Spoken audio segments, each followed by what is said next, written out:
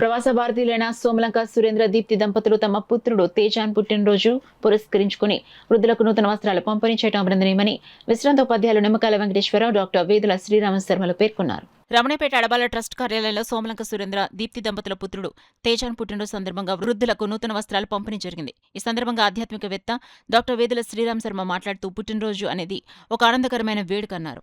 ప్రవాస భారతీయులైన సోమలంక సురేంద్ర దీప్తి దంపతులు తమ పుత్రుడు పుట్టినరోజు సందర్భంగా వృద్ధులకు నూతన వస్త్రాలు అందజేయడం అభినందనీయమన్నారు. విశ్రాంత ఉపాధ్యాయులు నిమ్మకాయల వెంకటేశ్వరరావు మాట్లాడుతూ ప్రతి సంవత్సరం పుట్టినరోజు వస్తూ వెళ్తూ ఉంటుందని, అయితే దాని సార్థకతకు ఏదైనా సేవ కార్యక్రమం చేయాలన్నారు.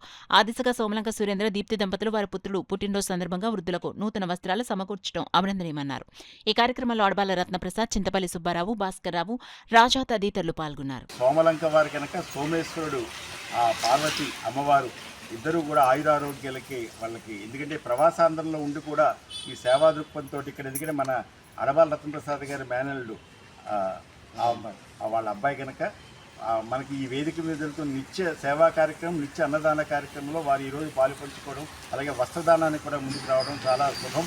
వారికి శుభాశీస్సులు అందజేస్తూ సహృదయాభినందనలు, శిరీష చందనాలు అర్పిస్తూ శుభం భూయాత్. అడవాల రత్నప్రసాద్ యొక్క కుటుంబ సభ్యులు సురేంద్ర తేజ దంపతులు,